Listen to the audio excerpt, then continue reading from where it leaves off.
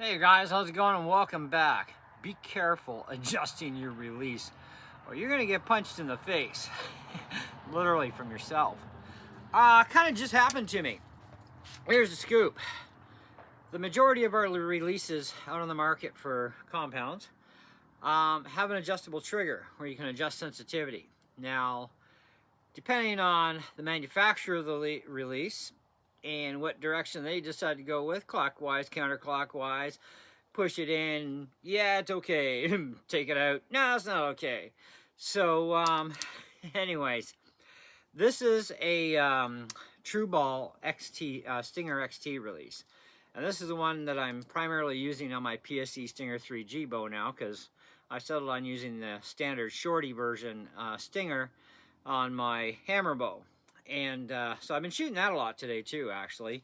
And I figured, well, let's fire a bunch of rounds, you know, because I'm trying to see if I can keep up the pace of 200 rounds a day, no matter how sore my arms are. And believe me, they're sore today. I was back and forth with the bow in my arm and walking through trails for Lord knows how far. Last night we were out hunting, me and a couple of guys. And so anyway, I'm continually switching arms with my heavy hammer bow because I thought I'd take that this time because I can dial by the yard, you know. Anyways, so my arms are pretty sore this morning from doing that.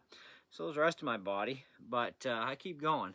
So I'm out here firing the Stinger, and this screw has been kind of bugging me a little bit lately. I've got a couple of thousand rounds through this thing since I bought it, and I've never touched the adjuster until today. And I thought, well, I don't want it to come out further because that's what's bugging my finger. So why don't we just kind of see what happens when we put it in flush? You know, why not? It's worth a shot, right? See what happens. So when I'm pushing down on the trigger, it's kind of like, okay, that's actually making it less movement to open up sooner. So I'm like, okay. And I gave the jaws a little spread test and everything seemed okay. Oh, but it was not. So I'm back at 20 yards here, and I knocked up an arrow and put her in the D loop and start pulling her back, and I get it part way back, and it let go. And I'm like, what?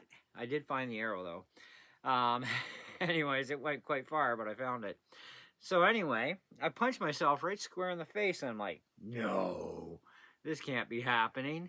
So I got my arrow back, but this time I got smart just to check.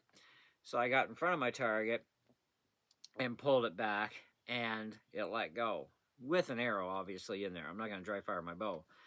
So no loss of an arrow that time. But then I thought, maybe this one, if I turn it in flush, it just wants to go boom all by itself.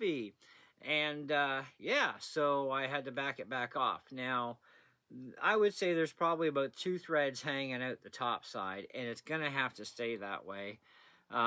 Because if I try putting it, one more turn in, it's going to be near flush, So it's kind of like, I don't want to get punched in the face again.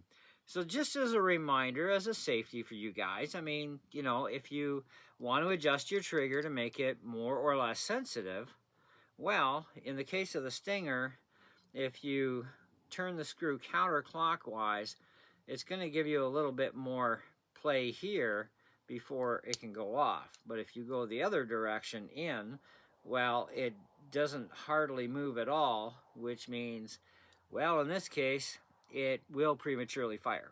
Okay, so you're going to get punched in the face really good. And believe me, that hurt.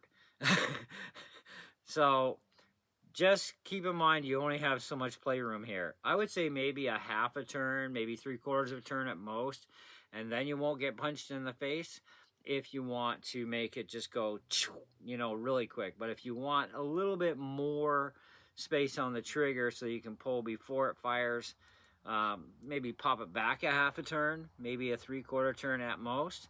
I don't really think they give us as much room as it seems to be, but, like I said, some releases may be the reverse of this one, okay? But with this one, when you go in, it can go off a lot easier just by itself. So you got to watch that, how much you turn it in. And on the way out, well, you're only going to get so much there, then it's just going to go off. So it kind of makes more like a, I don't know, it's almost like a reverse hairpin, really, you know, because usually a hairpin trigger, you can pretty much, you know, breathe the wrong way and it goes off if it's light enough, right? Well, in this case, I mean, you're going to have more travel and then it's going to go off. Putting the screw in the other way, you don't even have to do anything. And you just, one little teensy movement becomes really fast to release. But too much, it goes off on its own. So that's the Stinger XT, and the Stinger itself, the regular Stinger, the shorty version that I have, will likely be the exact same setup because I'm pretty sure the company would keep things at least, you know, that way. But regardless of your release, if you're going to adjust it, read the book, for one, that came with it, if you did get a book with it. But also use a little bit of common sense from this video that if you go too far in either direction, it's not going to be a good thing. You got to kind of find that happy medium for you, okay? But I mean, factory setup, you're completely fine, right? I've had no issues factory setup, but it was starting to bug my finger finally because I'm playing too much, I think, with too many different releases.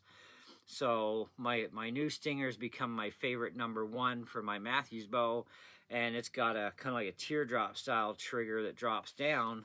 So I'm nowhere near where the screw is, right, with my finger holding it back.